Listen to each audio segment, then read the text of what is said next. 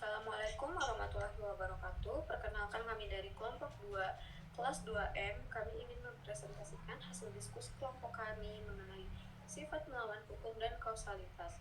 Pertama-tama, perkenalkan terlebih dahulu, saya Amanda Alisha Putri dengan NIM 111250116 dengan nomor absen 08. Perkenalkan, nama saya Septiana dengan NIM 111250113. Perkenalkan, nama saya Fiabel Dava Febrian dengan NIM 11112505999.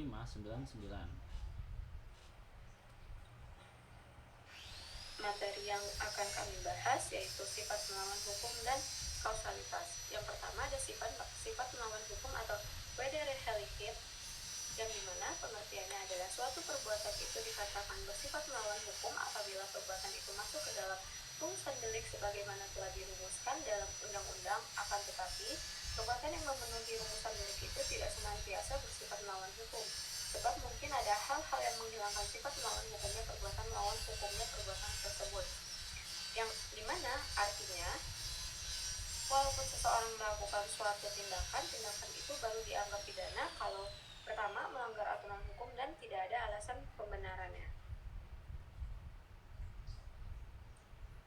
Selanjutnya ada jenis-jenis perbuatan melawan hukum. Yang pertama ada kesengajaan, yang dimana melakukan tindakan untuk merugikan dengan kesadaran atau kesengajaan. Contoh dalam kehidupan sehari-harinya ada seorang pengemudi mobil dengan sengaja menerobos lampu merah dan menabrak pengendara lain sehingga menimbulkan kerugian atau korban jiwa.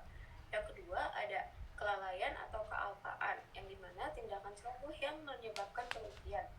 Contoh dalam kehidupan sehari-harinya itu ada seorang tukang bangunan yang tidak memasang pengaman dengan benar sehingga alat berat jatuh dan merusak mobil di dekat lokasi kejadian. Yang ketiga ada tanpa kesalahan atau tindakan yang melanggar hak orang lain. Contoh dalam kehidupan sehari-harinya adalah mencuri barang di toko atau merampok orang lain di jalan.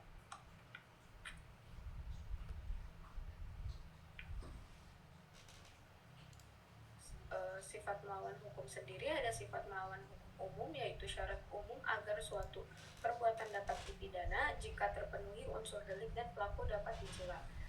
Yang kedua ada sifat melawan hukum umum, yang sifat melawan hukum khusus, melawan hukum yang tercantum secara eksplisit dalam rumusan delik undang-undang.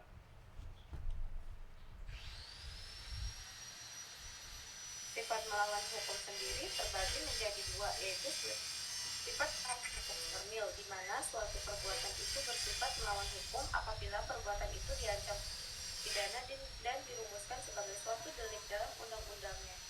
Sedangkan sifat melawan hukumnya, perbuatan itu dapat hanya berdasarkan suatu ketentuan undang-undang atau perbuatan dianggap melawan hukum karena jelas melanggar undang-undang. Contohnya ada pencurian, sudah diatur dalam KUHP, jadi otomatis melawan hukum.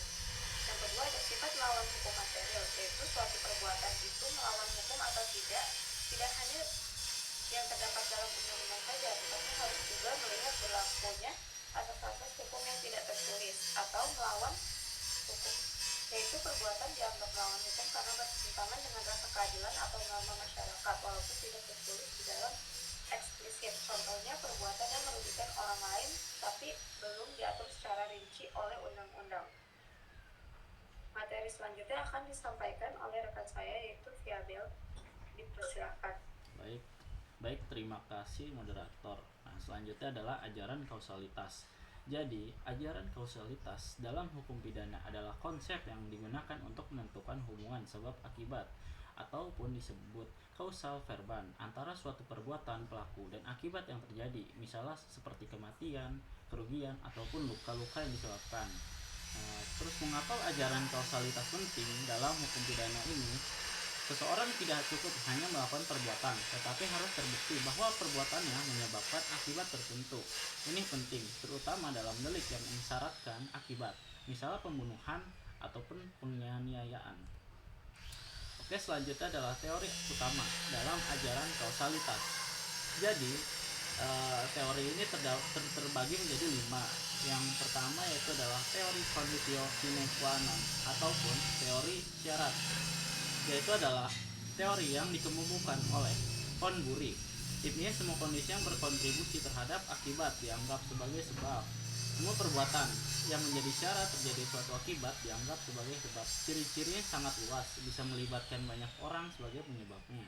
Yang kedua adalah teori adekuat ataupun adequate causation theory, yaitu adalah hanya perbuatan yang secara wajar dan menurut pengalaman umum dapat menimbulkan akibat tersebut yang dianggap sebagai sebab. Teori ini dikembangkan oleh Johannes von Chris.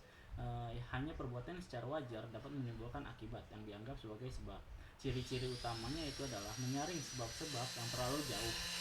Yang kedua yaitu lebih adil dibanding teori-teori sebelum-sebelumnya. Oke, selanjutnya adalah teori selanjutnya dijelaskan oleh Septiana. Dipersilakan.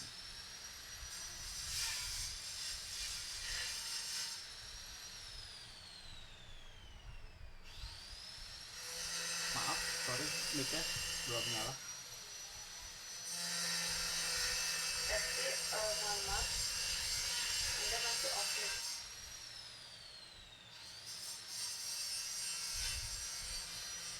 Oke, saya sini akan menjelaskan tentang teori individualisasi, yaitu mencari satu sebab yang paling dominan atau paling menentukan suatu akibat. Menyatakan bahwa dari berbagai faktor yang menyebabkan suatu akibat, harus dipilih satu sebab yang paling menentukan atau paling berpengaruh terhadap terjadinya akibat tersebut. Dengan kata lain, tidak semua faktor dianggap sebagai penyebab, tetapi hanya faktor yang dianggap paling dominan. Ciri-cirinya fokus pada penyebab utama, tidak semua faktor dianggap sama penting. Contoh, jika seseorang melukai orang lain hingga korban meninggal, maka perbuatan pelaku yang melukai tersebut dianggap sebagai penyebab utama kematian korban. Lalu, teori generalisasi menyatakan bahwa suatu perbuatan dianggap sebagai sebab apabila menurut pengalaman umum atau logika hubungan akibat tersebut. Jadi hubungan sebab akibat dinilai berdasarkan kemungkinan yang biasanya terjadi dalam kehidupan sehari-hari. Ciri-cirinya berdasarkan pengalaman umum dalam kehidupan sehari-hari, menilai apakah suatu perbuatan secara wajar dapat menimbulkan akibat, digunakan untuk menentukan hubungan sebab akibat dalam hukum pidana. Contohnya, jika seseorang menembak orang lain dengan senjata api, secara umum perbuatan tersebut dapat menyebabkan kematian, sehingga pelaku dapat dianggap sebagai penyebab akibat tersebut. Next. Lalu teori yang terakhir yaitu teori relevansi. Teori ini menyatakan bahwa hanya perbuatan yang memiliki hubungan langsung dengan akibat yang dianggap sebagai penyebab. Ciri-cirinya hanya pertimbangan sebab yang berhubungan langsung dengan akibat. Tidak semua faktor dianggap sebagai penyebab.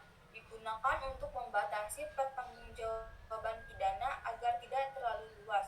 Contohnya, jika seseorang terluka karena dipukul, lalu meninggal karena kecelakaan lain yang tidak berkaitan, maka pemukulan tersebut tidak dianggap sebagai penyebab kematian. Oke, cukup sekian dari saya. Saya kembalikan kepada moderator. Selanjutnya atau yang terakhir adalah kesimpulan dari materi yang telah kelompok kami sampaikan, yaitu sifat melawan hukum menentukan apakah suatu perbuatan dapat dipidana baik berdasarkan undang-undang formil maupun nilai keadilan masyarakat atau material. Sementara itu, kausalitas menjelaskan hubungan sebab akibat antara perbuatan pelaku dan akibat yang timbul, yang dimana suatu perbuatan baru dapat dipidana atau digugat ganti rugi jika perbuatan tersebut terbukti melawan hukum dan terbukti kausal atau menjadi penyebab langsung terhadap kerugian atau akibat yang dilarang oleh hukum. Saya rasa cukup materi dari presentasi yang kami sampaikan. Kurang lebihnya mohon maaf. Billahi taufiq wal hidayah. Wassalamualaikum warahmatullahi wabarakatuh.